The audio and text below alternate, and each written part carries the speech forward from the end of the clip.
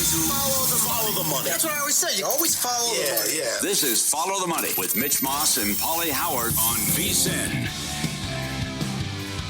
It's good to have you on board. Thanks for watching today on YouTube TV, listening Sirius XM channel 158, TuneIn Radio, iHeartRadio, or any of our great affiliates across the country. Derek Stevens on the program coming up in 30 minutes. Owner, CEO of this great property. We'll talk to him about contests, and also he's a big baseball guy, betting on the Yerfy-Nerfy and these games overall. And right now we head out to the Progressive guest line as a former Major League pitcher and one half of our great morning show here on the network, VSiN by the Books. Jensen Lewis pops on the program. Jensen, good to see you again, man. How are you? Is scintillating start to this LCS round, no question about it. Yeah, before we dive into that, do I have this right?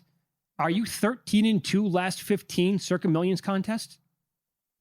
No, we're not. We went 3-2 this week. We went 4-1 last week. I can't remember what we did the week before that, but we've righted the ship a little bit. We did not have to go for the booby prize after the first 2 weeks, so it's been a nice turnaround to say the least. But you loved the Falcons last night. We played. Unfortunately, we played the Bills, but the Falcons were definitely one I had bet. I think this week is going to be intriguing from even my own backyard here with the destruction that is the Dolphins right now. I've already laid it on the money line with the Browns. I don't think I've ever seen a press conference, Mitch and Pauly, like I heard from Tua, and just no accountability and admitting everything. If I were Stephen Ross, I would have fired McDaniel on the spot. Yep. But what a dumpster fire that place is. Sorry about that. My bad. I read something incorrectly then. So overall, in all of your years of playing and watching baseball, what the hell was that last night, that double play by the Brewers? Everybody, I think, in the entire stadium was confused. Yeah. And ironically, guys, that would have been a homer in 9 ballparks, and one of them would have been Dodger Stadium. So imagine if that thing is out in LA and it's curtains there for the Brewers at that point. So again, what I look at breaking that down is as soon as it hits Frelick's glove, guys, Teoscar Hernandez can run. And I know he admitted he just messed it up big time. So I credit the umpires for not making an out call right away, letting that play go. But that was chaos in so many different ways. The wherewithal, though, Mitch, for Frelick to realize that he did not make the catch as would be traditional and out. He got it back in accurately, and then the relay home to be able to get Hernandez to start that double play. Like, that is huge heads-up baseball, because if they don't do that, then at least the Dodgers have one run in there, if not more. That inning could have been catastrophic, a huge momentum changer to keep Milwaukee in that game. How about Snell with an all-time performance right up there with Larson? The first 8 innings, had 103 pitches. Why didn't he come out for the 9th? What would you have done in that situation? Yeah, Pauly, I would have sent him out. He and Clayton Kershaw are the 2 pitchers active for the Dodgers that have 10 or more strikeouts and no walks in a postseason start. And Kershaw's actually done it twice in his career, back in 2014 in the National League Division Series in Game 1 and then the World Series Game 1 in 2017. There was no resistance from the Brewer lineup. I would have let Blake Snell go out there, at least start the inning. I would have had Sasaki ready, or if it was a matchup situation that I felt I needed the lefty, I would have had Alex Vesia ready. To me, it felt like a collective deep breath looking at Milwaukee's at-bats, where they were like, okay, we finally have a chance now because the guy on the mound is not Blake Snell anymore. Totally agree. Yeah. You had they gave you an insurance run. So there's something to play with there. It's not 1-0 anymore. It's 2-0. And oh, by the way, Blake Snell was in total control of the game. A guy that normally walks a couple, 3 per start, was magnificent last night. It's like, come on, Dave, you do this all the time. Read the room a little bit better here. And not only that, but remember, guys, this was also Blake Snell in a Tampa Bay Ray uniform that would have been taken out in the 5th inning. Remember Kevin Cash in the Pandemic World Series? They did not allow him to face a lineup a third time around. The way he's gone, his last 5, maybe 6 starts, it's a 0.6 ERA, something like that. He has been absolutely untouchable through the end of the season and through the postseason at this point. What do you think tonight? And if any props you like from a pitching standpoint? And we got 2 Dodgers here that are scuffling big time. Ohtani's in a 1-for-20 rut, and Pages is 1-for-27. So I think I'm going to play the Brewers in the money line tonight. I do think they even this thing up. There's only been 1 run scored by the LA Dodgers in the first inning all postseason long. Yeah. And Pauly, it's Shohei Ohtani's homer off Hunter Green to start the wild card series. So it's not like they've been gangbusters early. I know the sense of urgency will be there. Freddie Peralta, at home has been about as good as it gets for any starting pitcher. If you want to play the old trend game, the Brewers are undefeated on Tuesdays this year at 12-0 at home. They just find a way to be able to bounce back. But on the flip side of that, Pauly, and specifically with Ohtani, it's not a matter of if, it's a matter of when he breaks out. And I, again, as a Brewer backer tonight, I hope that's not the case. The only other note I would say, in going from the lefty Snell to the righty Yamamoto, and Yamamoto's been really good on the road. The Brewers have hit over 100 points higher against righties this postseason, guys. They're hitting 269 versus, I think it's $165 against lefties, and they punched out about 11 times less against righties. So that I would play the Yamamoto strikeout prop. I would play him 6 or more tonight if you can still get it. Mm-hmm. I think he gets his, but I do think we see offense. So I would lean the over tonight. I don't know if I'm going to get there yet because I know it's at 7. I could see Brewers 5-3 tonight, and we're all even going back to LA. Yeah, I'm looking right now at an odds screen. Yamamoto's K's 5.5 over, about $1.60 in that neighborhood. And I'll say this, the K-prop projections, courtesy of our buddies at Ballpark Pal and VSiN.com, they like Peralta going over. They project him for 7.08 Ks tonight. He's 5.5. FanDuel has over a quarter in that spot. He's been really good in his history too, Mitch. And I think a couple of starts this year undefeated. Obviously, the Brewers won all 6 in the regular season, but his numbers have been really good. And it's a second and third time through. Here's where I'm really intrigued for both managers. When does Doc want to take Yamamoto out? If it's early, who does he? Is it Sheehan right away? To try and create some length, because if you do that, you're telegraphing to me that Sasaki's available for the 9th inning tonight. If it's not, he's got to save either Bessia or Sheehan, because I think it's going to be trying to clean up an inning somewhere of that nature. So that's another part of the Dodger psyche tonight. That I think we'll get an early indicator of what they can expect or how much they can expect from Sasaki. And on the other side here, not that you treat this like a game 7 from Pat Murphy's vantage point, but I think you got to let Peralta go as long as possible. I don't think a quick hook can be there, even with the off day tomorrow. You got to let your ace be an ace. So if Peralta gets through 5 tonight, I think the Brewers win. I'm not hardcore, like watching every pitch, but playoff baseball is phenomenal. I wanted to ask you, though, because my takeaway is, and you were a pitcher, I think the balls and strikes have been all-time bad with these umpires. Doug Eddings last night, 24 missed calls, guys. It's one of the worst umpired games behind the plate, not only all postseason. I think you got to go back to 2022, maybe the last time you've had that amount of egregious missed calls. This all goes away, as you guys know, next year with automatic ball strike in the review. And I think also when having pitched in these kind of games, depending on the venue, and if you're a Dodger, you're going to get probably a little bit more leeway because of the uniform you wear. But this is a unique skill set from a Brewer lineup that I think is much more equipped to drive up pitch counts like Yamamoto's tonight. I would just be wary of a first 5 under, just similarly to looking at the Mariners and the Blue Jays yesterday. Not my wildest dreams that I think we'd have 5 runs in the first inning with those two guys going on the mound. So anything can happen. But I think the early offense tonight has to be with the Brew Crew, and Peralta needs to get deep in this game for them to win. Is this something, if you like the Crew tonight, would you consider betting first 5 and the full game? Or is it like you don't want to do that because there's an angle here where you trust the Brewers bullpen much more than the Dodgers, and the Dodgers could be winning after 5, but the Brewers could come back and win? Yeah. Okay. So if you can play it, Mitch, and I just thought of this, I would, because of the projections for Peralta, and I still think you need length from him, I wouldn't even mind a 5 or more strikeout Peralta parlay with an alternate Brewers run line at +1.5. I'm sure that's probably still close to even money, if not better, if you want to get ultra conservative there. But yeah, if the Brewers don't have the lead after 5, I think they're toast. So I'd be very wary of the first 5. For me, it's not something I would want to play with both these guys, because again, the flip side of this is that Yamamoto continues what's been upwards of 4 straight weeks of this Dodger rotation being absolutely unhittable. What are they, a $1.65 ERA with this group in the postseason? It has just been a well-oiled machine. Is it over in Seattle? Tell the listeners that stat you have on the Blue Jays.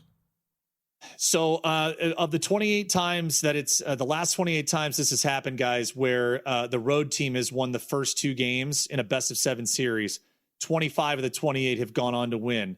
So they're 25-3. That's the stat that the Blue Jays have to overcome. If there was a guy to be able to stop the bleeding, you've got him tomorrow in Shane Bieber. And John Schneider, you better let him go. This is the reason you went out and you got him at the deadline. You have got to let him get length tomorrow, because essentially, Pauly, to answer your question, you have to win all 3. In my mind, if you drop one, then Seattle closes this thing out because you get Brian Wu in game 5. So I think you have to win all 3. You've got to win tomorrow, but you cannot take Shane Bieber out of this game before the 5th inning. What's this? They have 1 hit after the 3rd inning in the series, right? 1 for 42, guys. That's the Blue Jay offense from the 3rd inning on combined in games 1 and 2 of the LCS. All 4 of their runs they've scored in the first 2 innings of both games. Wow. That's amazing. Yeah. You love to bet on a lot of different sports as well. Do you have anything on the Tuesday night college football slate quickly here, or the NHL? Yeah, I'm going to hold my nose. I hope I get the over in that FIU Western Kentucky game. I hope I do. So we'll see how it all goes tonight. All right, buddy. Thanks for the time. Best of luck. We appreciate it. Anytime. Thanks, boys. There you go. And you can catch Jensen and Dave Ross tomorrow morning, every Monday through Friday on VSiN by the Books at 7 a.m. Eastern Time. He joined us here on the Progressive Guest Line. Some incredible numbers. No kidding. Utility. All right. You need to pose the question, who is really good? And then by answering that, you should probably be looking down the board to make future bets. I'll explain coming up.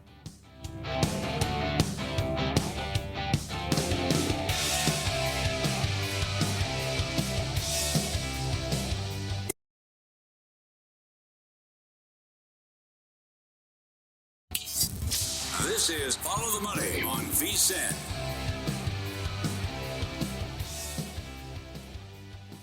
It's good to have you on board. It is Follow the Money here on VSiN, the Sports Betting Network. Mitch Moss, Pauly Howard coming up in 15 minutes. Derek Stevens joins the program, owner and CEO of Circa Las Vegas. A lot to get into with him, including a contest update at the top and the bottom of the standings here at Circa Millions.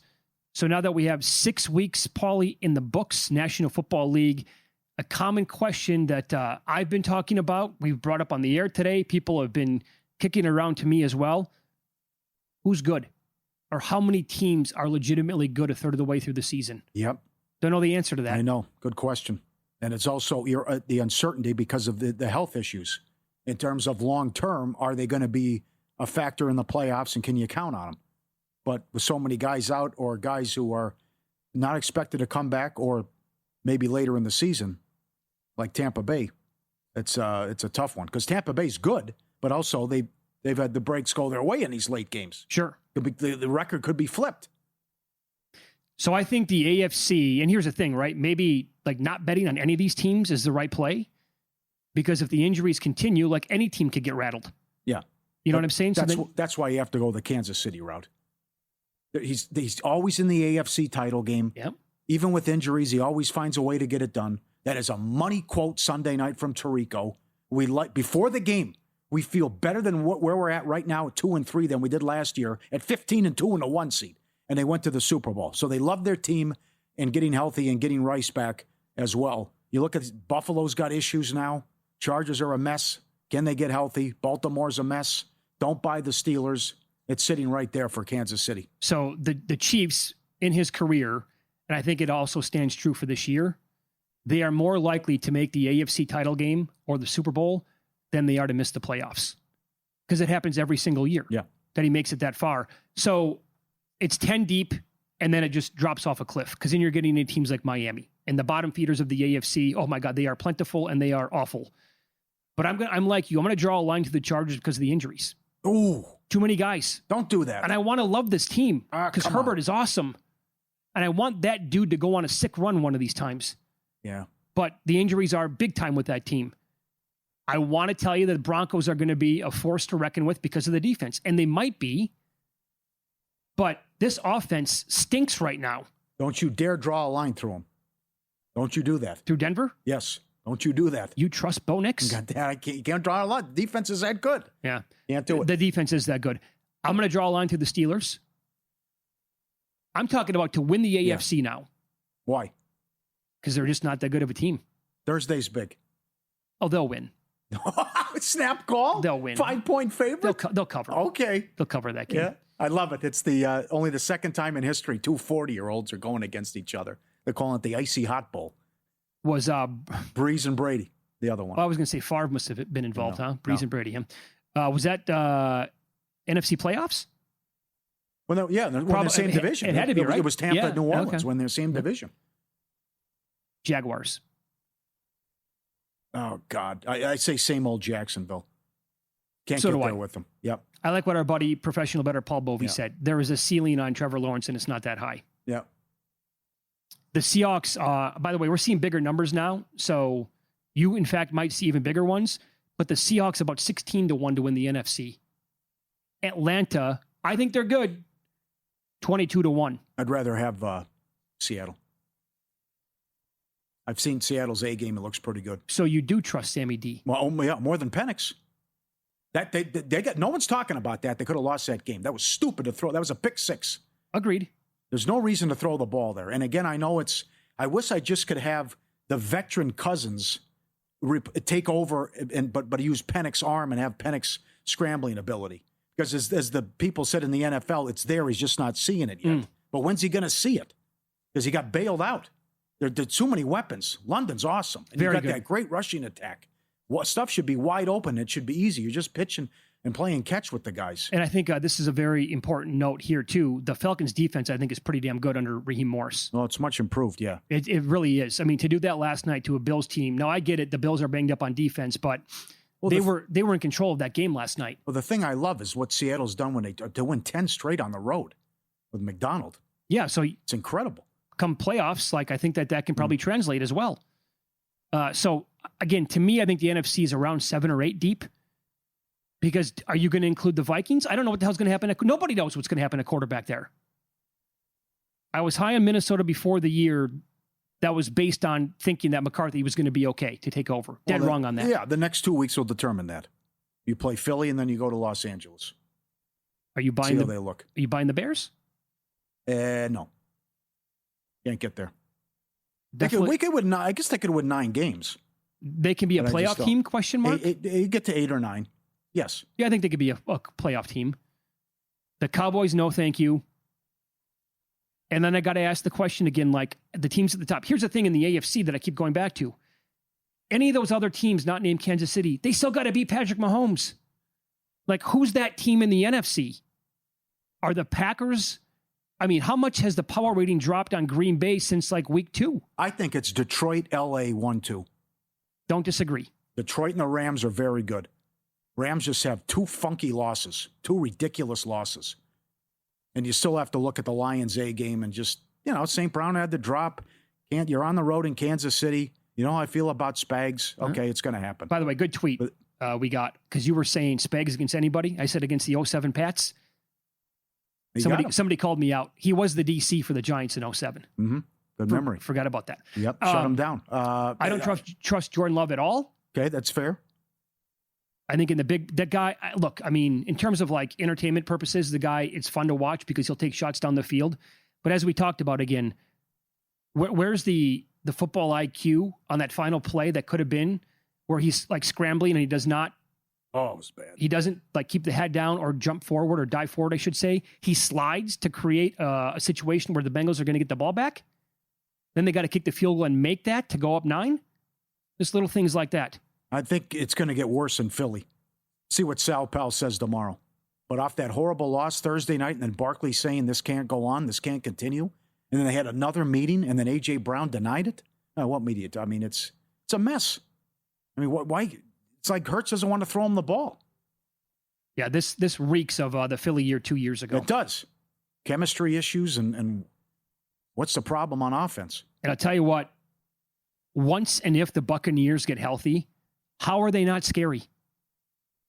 Because then there you go. That's going to be, hold on a second here to your Rams and Lions talk. And oh, by the way, there's no shame in Detroit losing that game, obviously, to KC.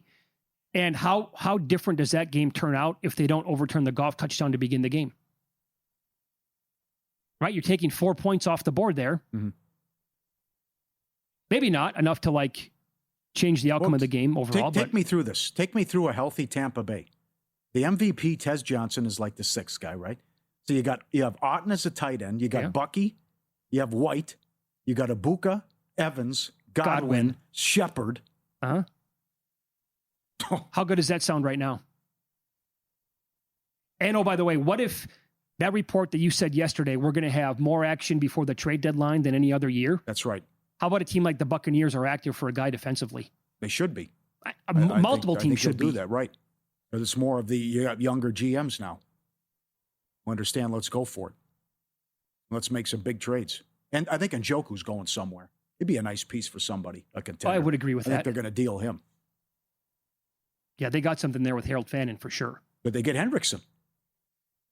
He was sure. Why not? Adam Schefter put his name out there.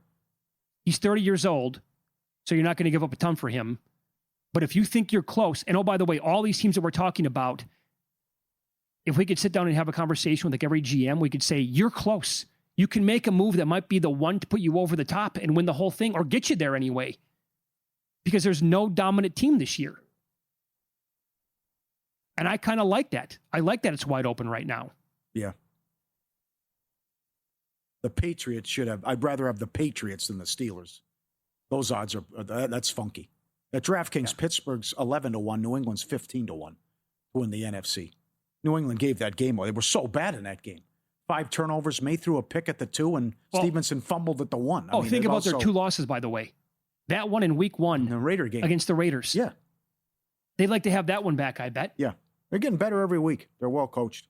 And May's good. May is good. Absolutely. You're right about how wide open this is, and you're waiting for Philly to get their act together. And I was loving Green Bay, and now they bleeped the bet here a couple weeks. I can't explain the Dallas game. Come on. No one can move the ball on them. And they can't stop Dallas without Lamb? Well, remember... 40 points, you get a tie? Pauly, the Cowboys couldn't do anything in that game before they blocked the extra point. That's right. And then all hell broke loose. 14-0 late in the half. Yeah, this is a bizarre half. This is a funky half. But they were excellent against Cincinnati. Yeah, they have some weird games so far this year. They should be good. They should be top-notch on offense. They got weapons. I agree. They got speed. All right, follow the money here on VSiN, the Sports Betting Network. Derek Stevens, owner, CEO of Circa Las Vegas, on the program coming up next. He'll give us a contest update at the top and the bottom of the standings.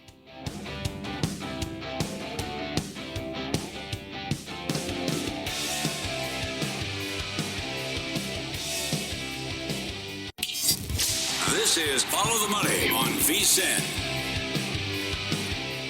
Thanks for checking in today. We are live in downtown Vegas. Circa Resort and Casino is the spot. And now every Tuesday at this time, the owner and the CEO of this great property, Derek Stevens, joins the program. Good to see you again today. How are you? Great. Good to see you too. Did not have many bombs go off in week 6 for Survivor. No, but there were some sweats, that's for sure.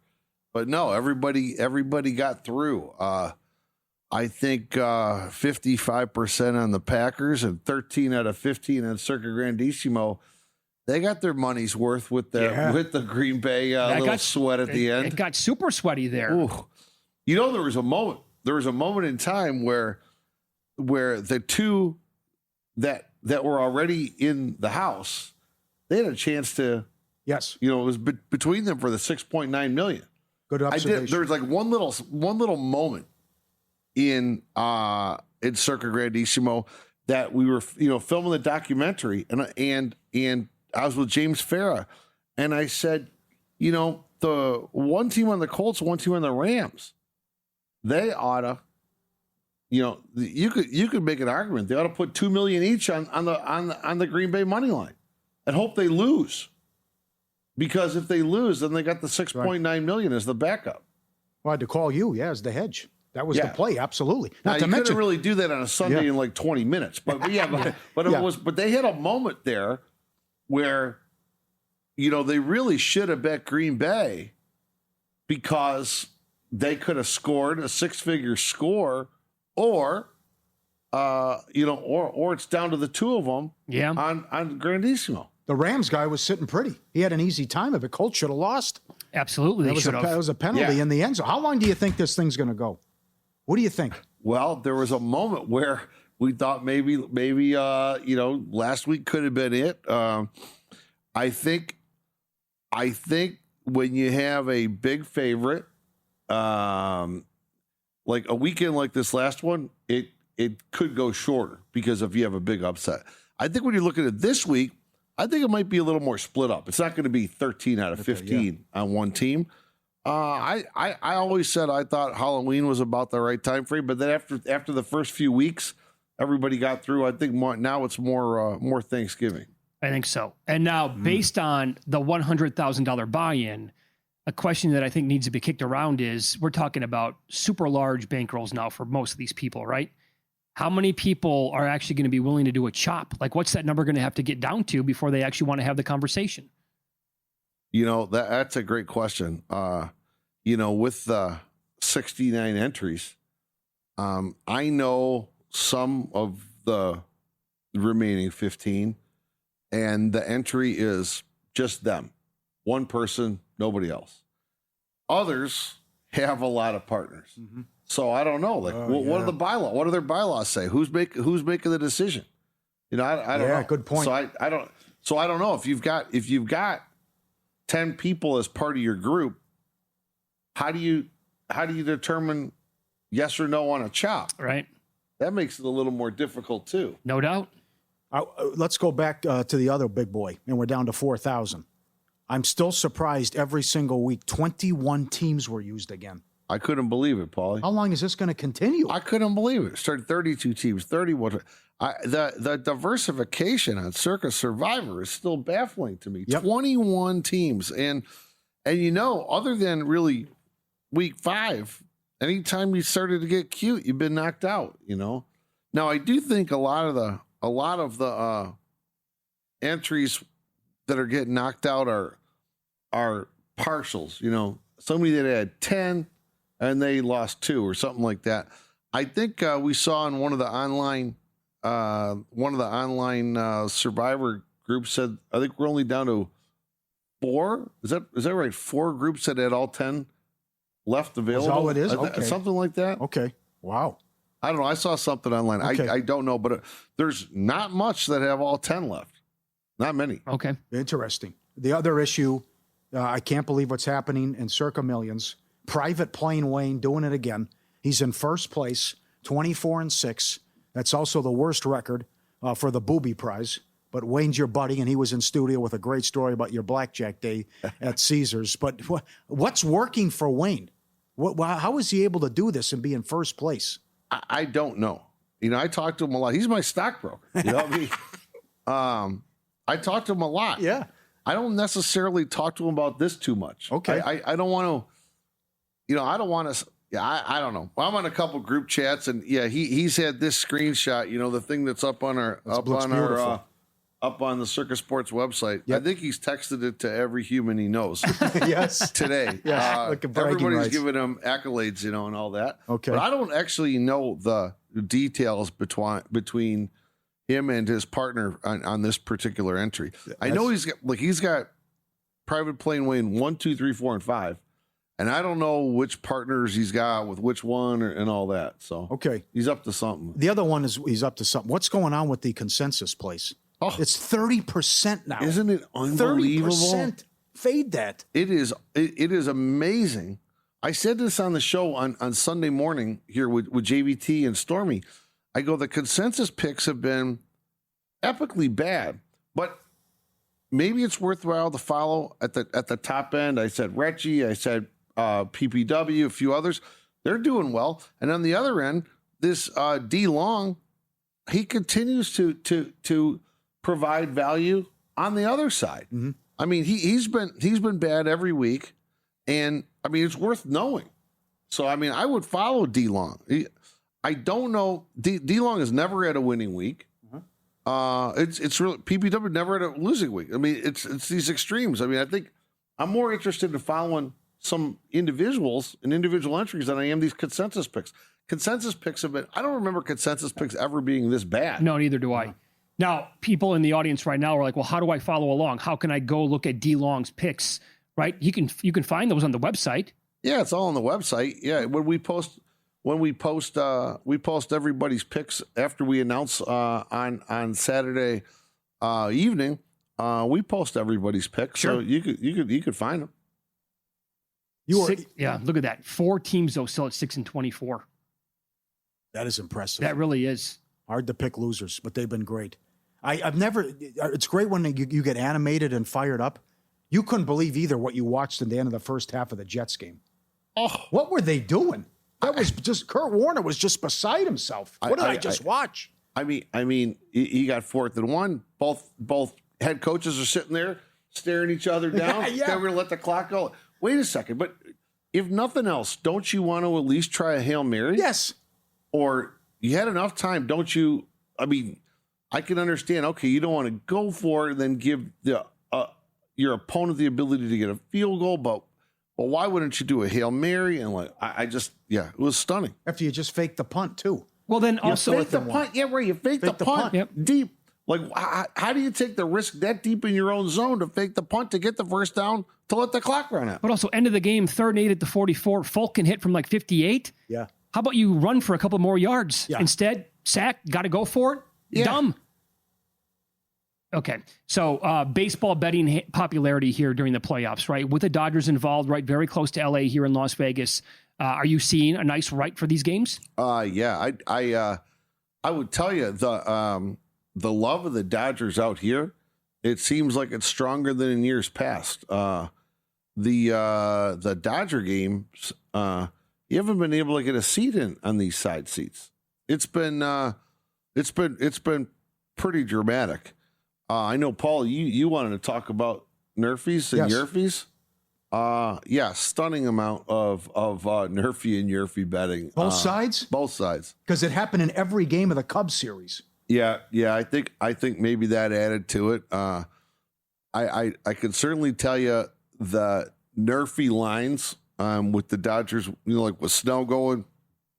I mean, you got to lay a pretty big number, if Snell was going, kind of like when Scuba was going. You got to lay a pretty big number on Nerfy betting, but no, it's been wildly popular. Would you be intrigued by a Mariners Dodgers World Series? I think that's what's going to happen. West Coast World Series. Mariners were a very impressive team. They knocked my team out, but from top to bottom, offensively, this is a good team, and they're pitching. I'm not surprised at all that they've taken the first 2. So I would say that's obviously the heavy favorite on the exacta right now. Yeah, I don't think the Brewers are dead though yet. No, I big think, day today though. No, if they don't get it tonight, it's probably curtains. But I think they can get tonight. Yeah. I mean, Peralta's had an unbelievable season, and he's at home. Now, I know Yamamoto had a great stretch, a little shaky last time out. Mm-hmm. It's not like the Dodgers bats are, burning hot right now. So, all right, Derek, thanks for coming in again as always. We appreciate it. Thank you, guys. There you go. Derek Stevens, owner, CEO of Circa Las Vegas. We'll run down our best bets with in-pocket plays coming up next here on VSiN.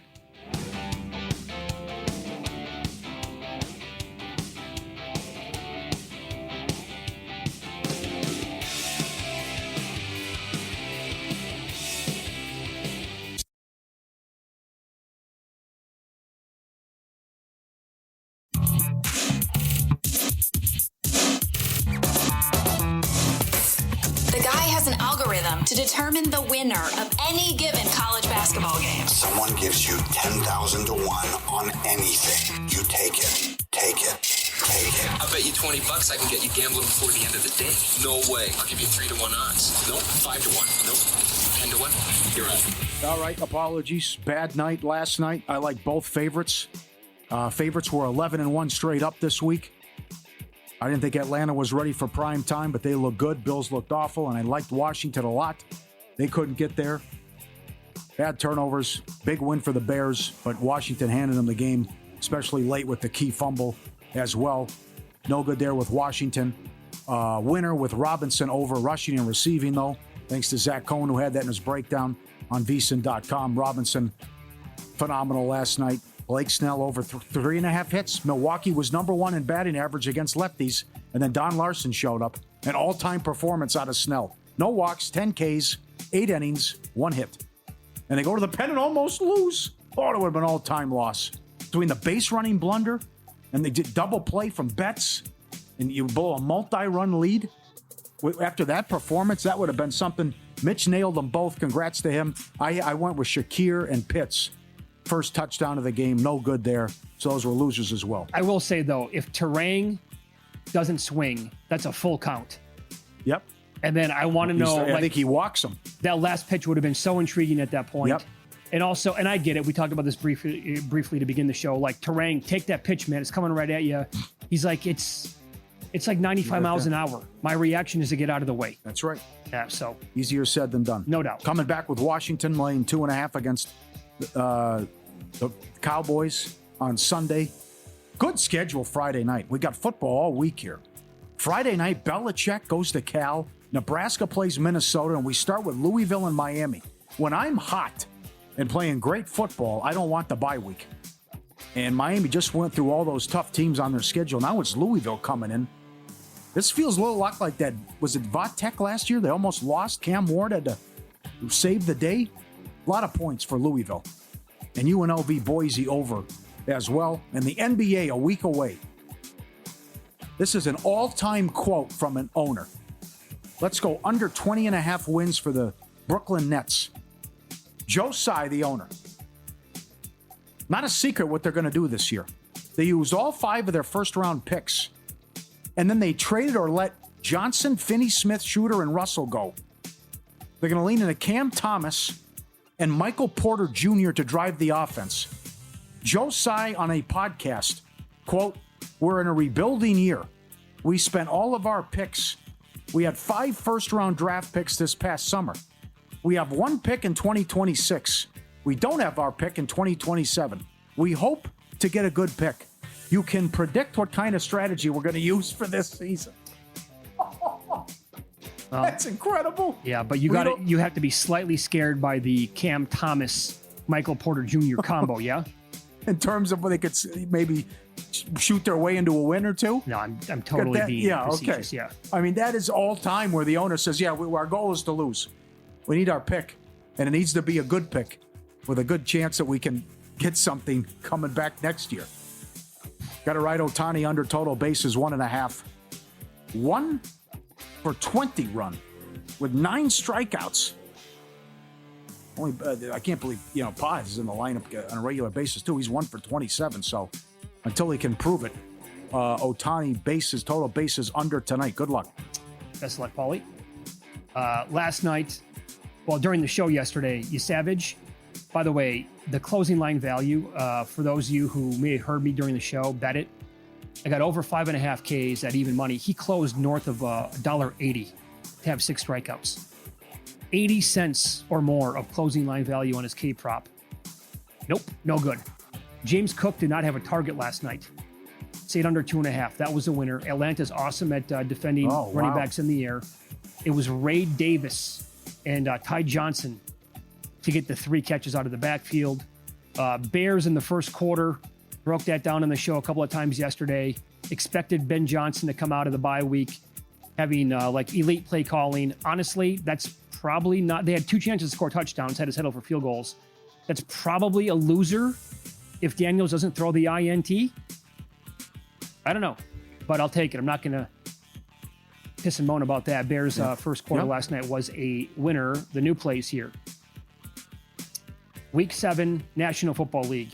At the Westgate here in Las Vegas, the juice is -108, taking the Giants plus the 7. You can trust Bo Nix all you want, Pauly, and not be with me drawing a line through that offense. That was really, really ugly to not be able to put the Jets away on Sunday. I want to see what happens in the market if Dart looks great again or he struggles and what happens. Because I think it's out of control now that he's the favorite to win. Well, it is. Offensive Rookie of the Year. Right, and I want to bet his rushing props under because Denver's so good at that. But give me the 7. Their defense is good, and Dart can actually play some at quarterback. And also, this is going to be in London. will be on the air on Sunday for the tailgate show. Rams, Jags. This opened 48.5. Did not get that number, but it's still 45, and it's still dropping. Yeah. Some books have moved to 45.5 or 44.5. I'm sorry, and it can be around that key number. Both these teams defensively rank in the top 7 points allowed per game.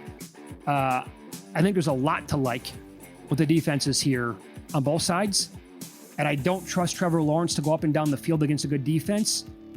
And if there's no Puka in this game for the Rams, that's going to, I think, seriously limit what Stafford is going to be able to do. And I expect maybe more running. Jags were awesome at running the football to begin the year. So it's going to be under 45 in that game.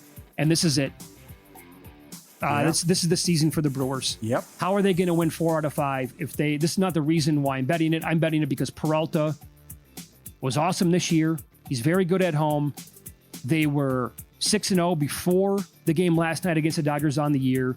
They nearly came back to win the game. This team does not go away.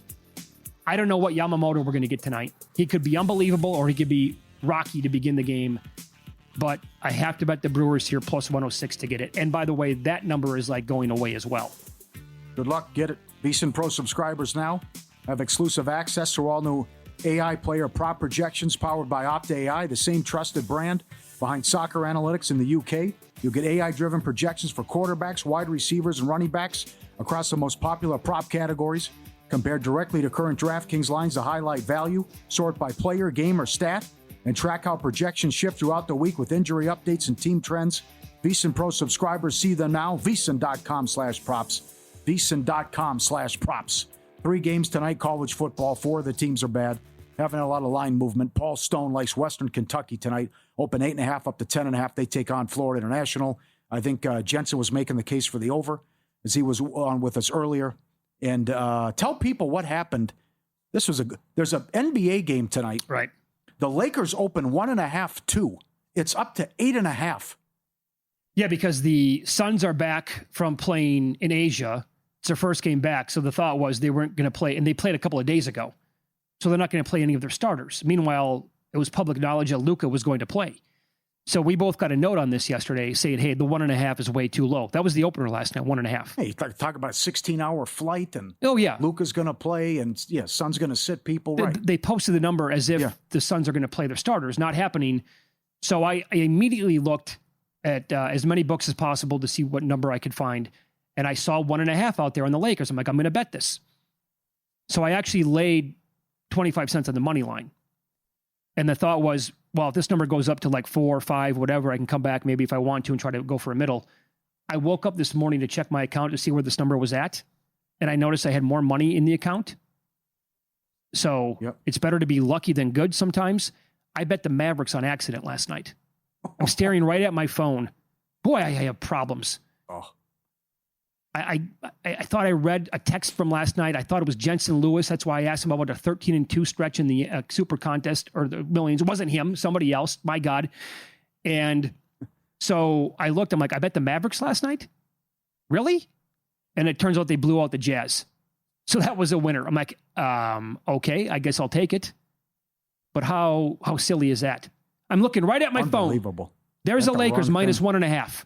Bam. And it pops up. Is this the bet? Yes, confirm. Wrong team. I've heard the story where you meant to bet the over and you bet the under. A lot of people do that. But that's, man. Yeah. What a spot. This is crazy. Well, now it's actually, I'm much happier that I actually have the winner already banked than having the Lakers 1.5, because who knows? They could lose by 6 tonight. I don't know. Uh-huh. But good breakdown on the Nets, by the way. That's unbelievable. Those are incredible quotes right there. When owners say that? Yeah. Just come right out with it? Well, that's like... But that's life in the NBA, especially with some of these bad teams. You know what that feels like? That feels like the Montgomery game against Cincinnati a couple of weeks ago. Yeah. Talking about how much it's going to mean to him to go back there. His sister was paralyzed, hasn't had a chance to watch him in person. He's from Cincy. You know what they were going to do. They're going to get him a touchdown in that game for sure. Yeah. This guy's basically telling you we want to be as bad as possible. Brad Powers tomorrow, baby. Double shot. Hell of a week in college football. A lot of news going on as well. Can't wait.